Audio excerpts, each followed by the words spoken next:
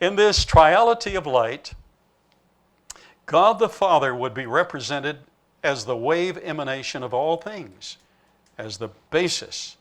You can't explain God, but He's light. That is, He's expressed as light. He is not a particle of light. He's in another total dimension, but He manifests Himself here. Number two, God the Son as the particle appearing in tangible form in history. And number three, God the Spirit as the source and propagator of information of all truth. And He will lead you into all truth. So here's an illustration by Steve Miller for our museum of the worlds and the universe being created from the glory of Jesus Christ. Jesus displayed His glory during His earthly life.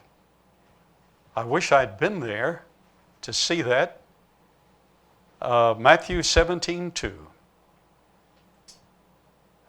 He and the apostles went up on Mount Tabor, and He was transfigured before them, and His face did shine as the sun, and His raiment was white as light. In fact, it continues to say, it was so white, no fuller on earth could make it whiter. What is fuller? That's strange to us today. What's it fuller? Laundry. The laundry couldn't be any whiter. Nothing could make it whiter. It's the pure, pristine, primeval. Like, wow. And we're going to see Him in His glory. And by the way, Revelation chapter 1, John fell at His feet as dead because He stood before Him as the sun shineth in all His strength. Informational. Materialism cannot explain the stunning examples of information at all levels we can research. An example close at hand would be the DNA housing of genetic information. In the DNA that we can examine in the laboratory, housing of information. Because of this three-dimensional structure, now how many cells do you have in your body? Lots. Some of us have more, especially after that. They gave me a surprise birthday party upstairs at noon today. Wow. So I have more now than I had before lunch. But on average, we have 100 trillion cells in our bodies. Every one of them has this DNA.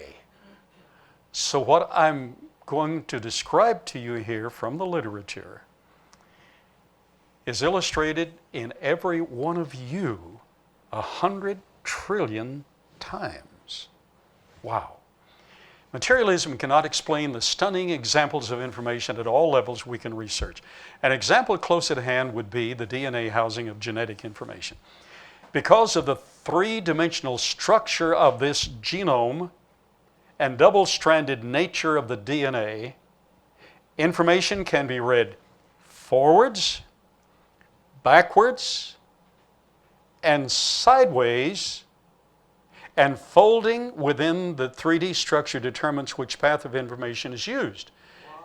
It can be read folded like this, like that. You fold it a little bit, can be read like that. Fold it a little more, can be read like that. And it never contradicts itself. Now, you try to write a book like that. Try to write a paragraph like that. Read forward, backward, from any direction. You fold the paper, it gives instructions. Wow. That's information that no evolutionary process can explain in origin. Dr. Marcus Eberlin, PhD, founder of the Thomas Mass Spectrometry Laboratory, wrote, "As a biochemist, I became skeptical about Darwinism when I was first confronted with the extreme intricacy of the genetic code and its many most intelligent strategies to code, decode, and protect its information. And the recognition of information such as that displayed in the DNA microcosm is now being seen in the universal macrocosm as a whole. A growing number of physicists are positing that a major component of the universe is information. MIT professor Seth Lloyd teaches that nature is digital, where all particle interactions in the universe involve both energy and information, and they're interrelated in a dimension at least 800 times over. Wow.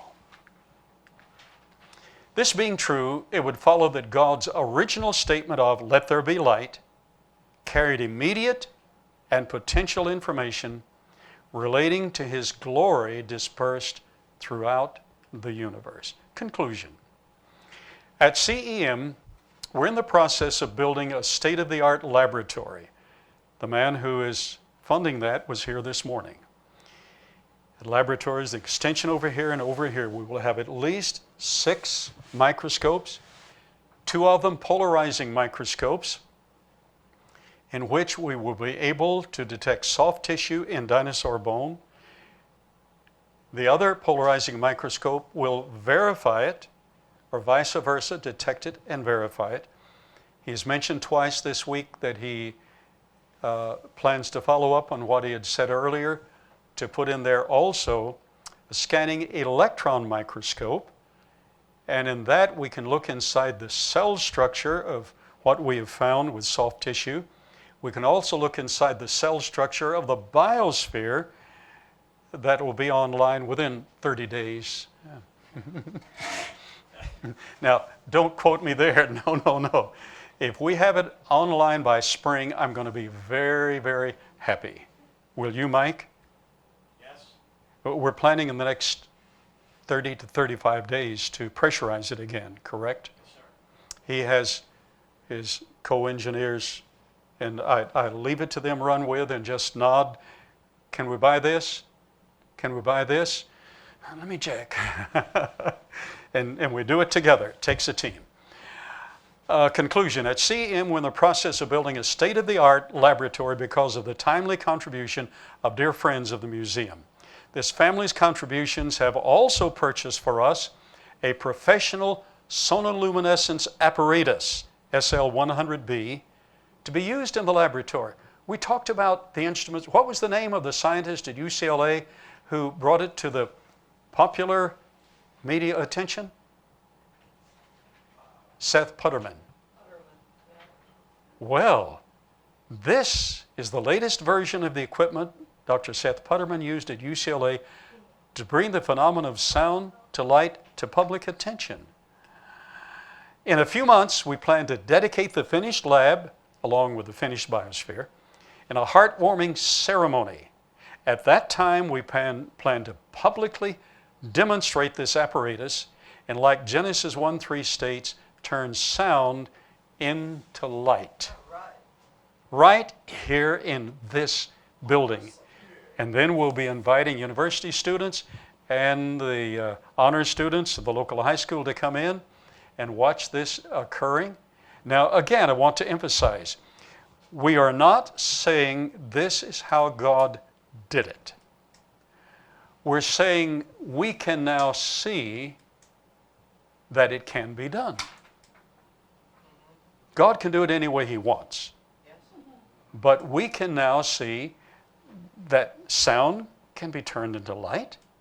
We can now see that starting with any base element, we can, in the laboratory, in Russia they can, we can actually produce all of the elements, radioactive elements and stable elements, that we have found in all the years of experiments in just a few hours. All of them. So all of this can be done. And we personally know the Creator and know that every promise He made to us, He's kept. Yes. So everything else about Him, He will keep.